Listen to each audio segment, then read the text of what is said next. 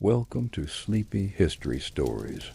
If you are listening as the day comes to an end, allow your body to relax where you are. Let your shoulders soften.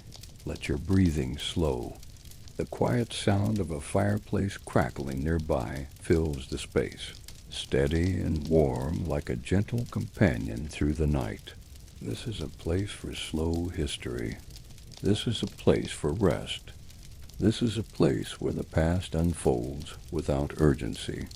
Tonight we enter the ancient world of Egypt, not through grand monuments or dramatic legends, but through everyday life and quiet belief.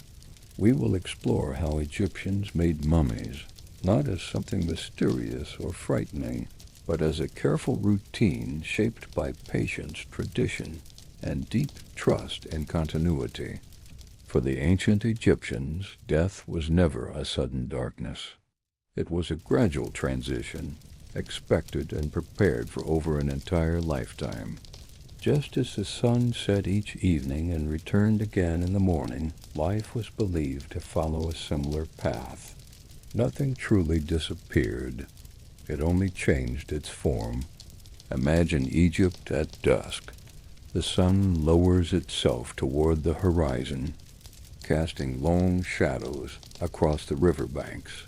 The Nile moves slowly, reflecting fading light like molten copper.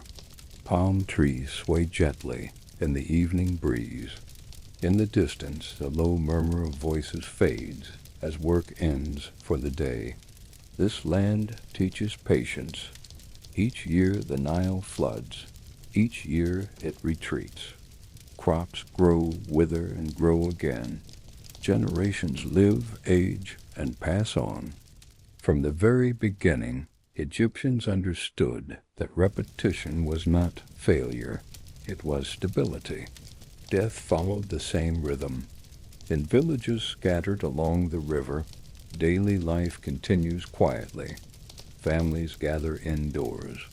Lamps are lit with small flames that flicker gently against clay walls. Bread bakes slowly. Water jars are filled for the night. Somewhere nearby, the sound of tools tapping stone echoes softly, not loudly, not urgently.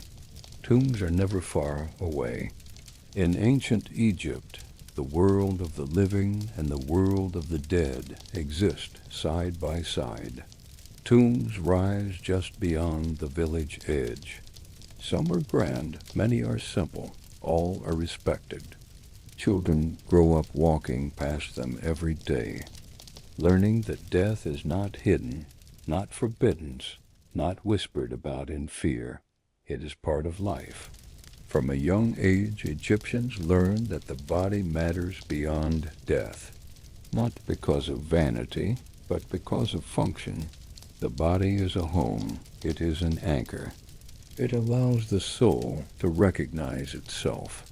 The Egyptians believed that each person was made of several interconnected parts. The Ka, the life force, needed nourishment, even after death.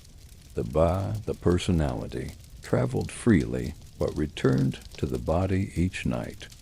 The Ak, the luminous spirit, emerged only when harmony was achieved. Without the body, this balance could not exist. This belief did not belong only to priests or scholars. Farmers understood it. Craftsmen understood it. Even those who could not read hieroglyphs knew that preservation was essential. To care for the body was an act of devotion, not only to the dead, but to the order of the universe itself. As the fireplace continues its slow rhythm, imagine an Egyptian household preparing for the future. Linen scraps are folded and stored carefully. Jars are sealed and placed on shelves. Oils are mixed and tested. Prayers are spoken quietly, not loudly, not dramatically, but with calm familiarity. There is no rush. Death may come years later or decades later, but preparation begins early. This preparation brings comfort. It removes fear. It creates certainty. Nothing is left to chance. Even the poorest Egyptians hoped for preservation, while elaborate mummification was reserved for those with means. Simpler methods still followed the same principles: dryness, cleanliness, respect, intention. The dry desert air itself becomes an ally. Bodies buried in shallow sand sometimes preserve naturally, reinforcing the belief that dryness holds power over decay. Over time, this natural preservation becomes refined into ritual. Mummification does not begin as a spectacle. It begins as an observation of nature. The desert teaches what survives. As night deepens over ancient Egypt, the stars appear one by one. Egyptians watch them closely. They see patterns. They see order. They see permanence. Certain stars never set. They circle endlessly, untouched by decay. These become symbols of eternity. Death, then, is not a collapse into nothingness. It is alignment with the cosmos. In this quiet worldview, fear has little space to grow. Instead, there is attentiveness. There is care. There is patience. The body must be treated gently, thoughtfully, correctly. Mistakes matter, not because of punishment, but because harmony matters. As you listen, allow this slow certainty to settle into your own breathing. The Egyptians did not hurry death, and they did not flee from it. They prepared for it the same way they prepared for harvests, floods, and seasons, slowly, carefully, repeatedly. In the coming parts, we will move closer to the practical details. We will walk alongside the embalmers. We will observe their steady hands and methodical routines. We will see how belief turns into action and how ritual becomes daily labor. But for now, remain here. Remain in the quiet beginning. The fire crackles softly. The river moves without urgency. The ancient world waits patiently.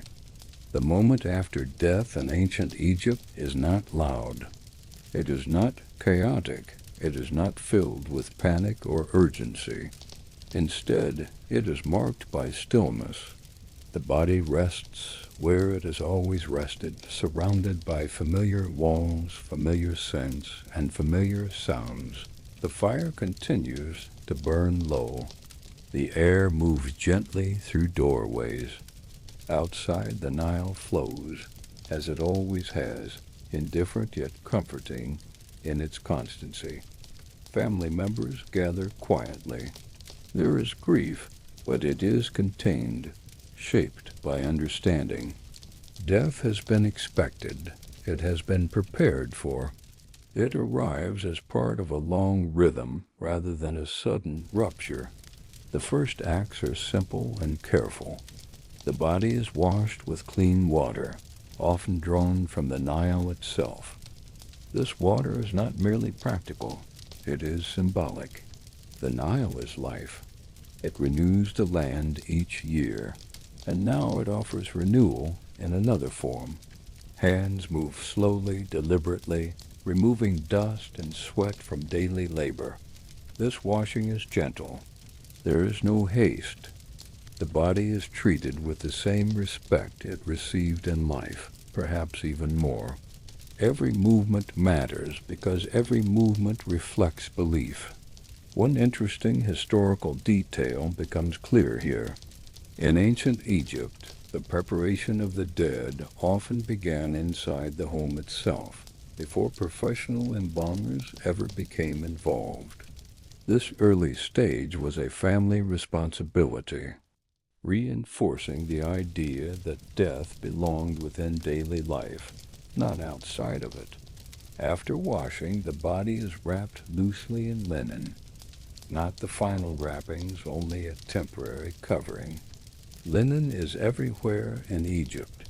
It is woven from flax grown along the Nile. It absorbs, protects, and breathes.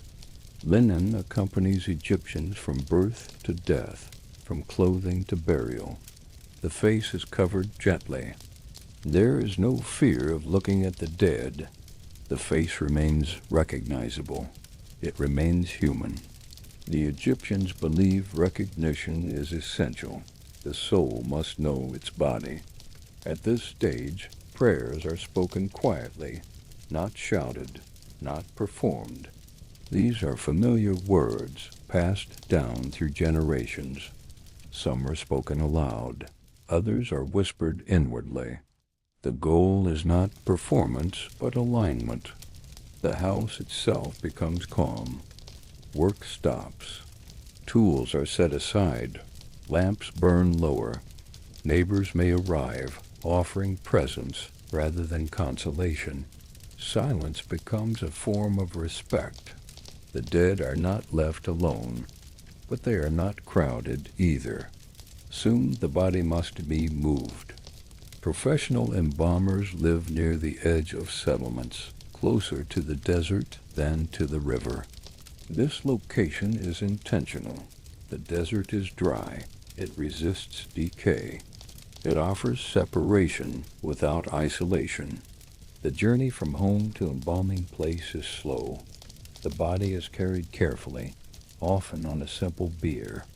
There is no urgency to reach the destination quickly. Time itself is part of the ritual. As the body moves through familiar streets, daily life pauses briefly. People bow their heads. Children watch quietly. Death is acknowledged without spectacle. Another historical detail quietly emerges here. Embalmers in ancient Egypt often belonged to specialized groups, sometimes even hereditary professions. Their knowledge was practical, accumulated through observation and repetition, rather than written instruction alone. When the body arrives at the embalming place, it is greeted not with ceremony, but with routine. This is important. Mummification is not mystical theater. It is careful labor. The body is placed on a stone or wooden table, slightly angled so fluids can drain naturally. The embalmers examine it with calm attention. They note age, condition, and social status, which determines the level of treatment to follow. Not everyone receives the same process. Wealthier individuals receive the most elaborate preservation. Others receive simpler methods. Yet all methods follow the same principle. The body must be dried. It must be protected. It must be recognizable. The embalmers wash the body again, this time using palm wine or infused oils. These substances cleanse and slow decay. The scents are strong but familiar. Resin, herbs, and oils fill the air, blending with desert dust and heat. The tools used are simple. Knives made of obsidian or copper, linen cloths, wooden rods, bowls for collecting materials. Nothing ornate, nothing excessive. The power lies in consistency, not decoration. At this stage, the embalmers begin preparing for the most delicate work to come. They work slowly, pausing often. Conversation is minimal. Focus is complete. The firelight flickers against stone walls, casting long shadows.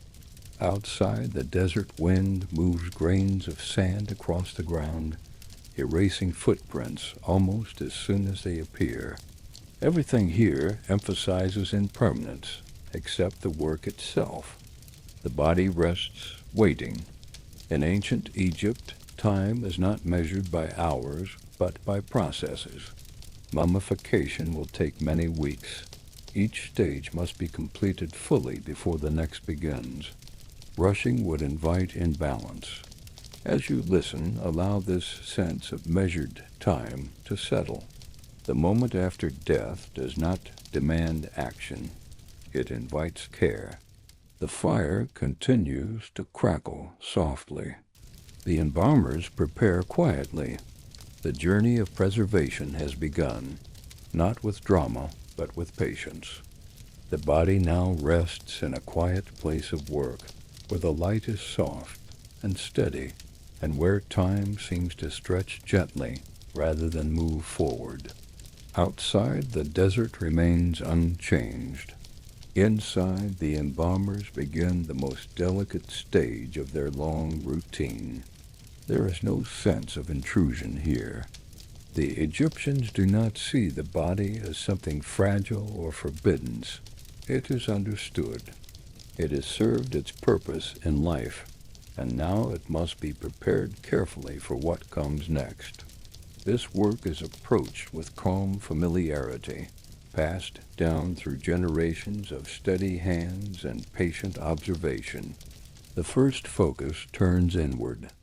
The embalmers know that the interior of the body is where decay begins most quickly. Warmth and moisture invite change.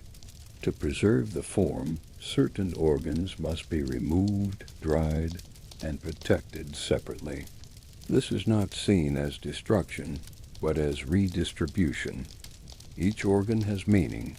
The lungs, the liver, the stomach, and the intestines are removed one by one, slowly and methodically. The process is careful, practiced, and quiet. Tools are simple. Movements are precise. Nothing is rushed, because rushing invites mistakes. One interesting historical fact becomes clear during this stage. The heart is almost always left inside the body. Egyptians believed the heart was the seat of memory, thought, and morality. It would be weighed in the afterlife against the feather of truth. Without it, the soul could not pass judgment.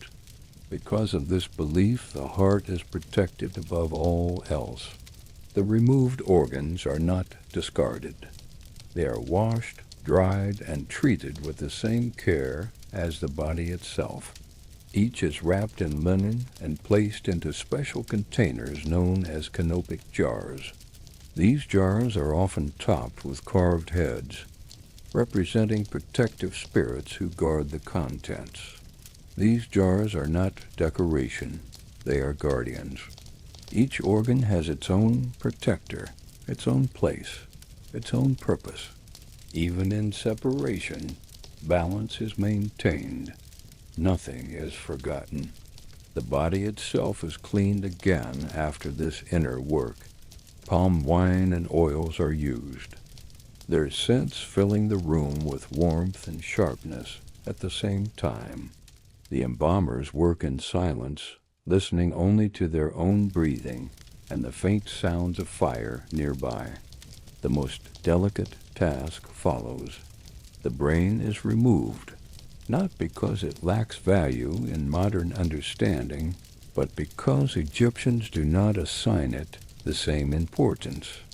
Thought and emotion are believed to reside in the heart. The brain is seen as something that fills space, not something that carries identity. This removal is done carefully through the nasal passage, using slender tools. The process is slow and controlled. Nothing about it is hurried or careless. The goal is preservation, not efficiency. Once this is complete, the interior of the body is empty, ready to be dried. At this moment, the body is no longer simply a body. It is becoming something new. It is transitioning from the world of the living into a form meant to last beyond time. The embalmers pause often during this stage. They inspect their work. They adjust. They ensure nothing has been overlooked. This attention reflects a broader Egyptian belief that order must be maintained at every level, from the cosmos down to the smallest human action. As night deepens outside, lamps flicker gently. Shadows stretch across the walls. The embalmers continue without fatigue because this work is familiar. It is not emotionally heavy. It is purposeful. The body is now ready for the long drying process that will follow. This stage will take many days, even weeks. It will require patience above all else. As you listen, allow the quiet discipline of this work to slow your own thoughts. Nothing here is forced. Everything unfolds in sequence. The fire crackles softly. The desert air remains dry and steady. The inner work is complete. With the inner work complete, the body enters a period of waiting, a phase defined not by tools or hands, but by time itself. This is the longest portion of the process, and in many ways the most important. Nothing dramatic happens here. There are no sudden changes. Preservation unfolds slowly, guided by dryness, stillness, and careful observation. The embalmers prepare a bed of natron, a naturally occurring salt mixture gathered from dry lake beds in Egypt. Natron is pale, grainy, and light in the hand. It absorbs moisture with quiet efficiency. Egyptians have used it for generations, not only in burial, but in daily life for cleaning and purification. One calm historical detail emerges here. Natron was so essential to Egyptian society that its collection and trade were regulated, ensuring steady supply for both domestic use and sacred rituals. Preservation depended on access to the land itself. The body is gently covered with natron, inside and out. Every hollow space is filled. Every surface is layered. The embalmers move slowly, ensuring even contact, adjusting grains with practiced care. The goal is not speed, but completeness. Once prepared, the body is left to rest. Days pass. The embalmers return regularly, not to change the body, but to observe it. They inspect the dryness, adjust the natron where needed, and then step back again. Their work now is restraint. Intervening too often would disrupt the process. Outside, life continues. The Nile rises and falls. Markets open and close. Families eat, sleep, and work. Somewhere nearby, a child laughs briefly before quiet returns. The presence of death does not halt life. It exists alongside it, integrated and understood. Another historical detail becomes clear during this waiting period. The drying stage typically lasts around 40 days, a number that appears repeatedly in Egyptian religious symbolism. It represents completeness, transition, and preparation rather than urgency. As moisture slowly leaves the body, the form becomes lighter, more stable. Features remain recognizable. The skin tightens gently. Nothing is forced. The desert air does its work in cooperation with the embalmers rather than under their control. The room remains calm. Firelight flickers softly against stone walls, warming the space without adding moisture. The embalmers speak quietly, if at all. They know that patience here determines success later. Occasionally, oils and resins are prepared nearby, warming slowly so they will be ready when needed. These substances are gathered from plants, trees, and distant trade routes. Their scents drift through the air, earthy and steady. One more historical note settles gently into the moment. Different levels of preservation existed depending on wealth, but even simpler burials used drying techniques, sometimes relying solely on desert sand and natron. The principle remained the same across all classes. As the days continue, the body transforms almost imperceptibly. This change does not feel like decay. It feels like settling, like something finding its final shape. The embalmers know when the drying is complete, not by counting days alone, but by touch, weight, and experience. They have learned to read subtle signs, passed down through careful instruction rather than written manuals. When the time is right, the natron is removed gently. The body is brushed clean, revealing a form ready for the next stage. The long waiting has done its work. Before we move forward, pause here for a moment. Notice how little force has been used. Preservation has come not from domination, but from alignment with nature.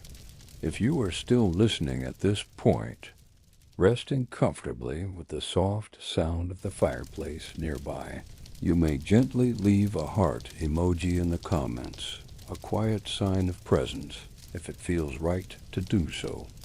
After the long weeks of drying, the body is ready to receive warmth again.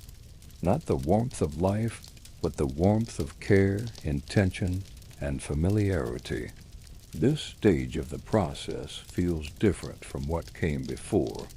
Where earlier work focused on removal and stillness, this part is about restoration and protection. The embalmers begin by anointing the body with oils. These oils are not chosen at random. They are drawn from plants and resins known for their preserving qualities and their calming scents. Cedar oil, myrrh, and fragrant resins are warmed gently nearby, never overheated, never rushed. The fireplace crackles softly, adding a steady rhythm to the room. As the oils are applied, the skin darkens slightly, taking on a soft sheen. The embalmers move slowly, massaging each limb, each joint, each curve of the body. This is practical work, sealing the skin and discouraging decay, but it is also deeply symbolic. Touch returns to the body in a controlled, respectful way.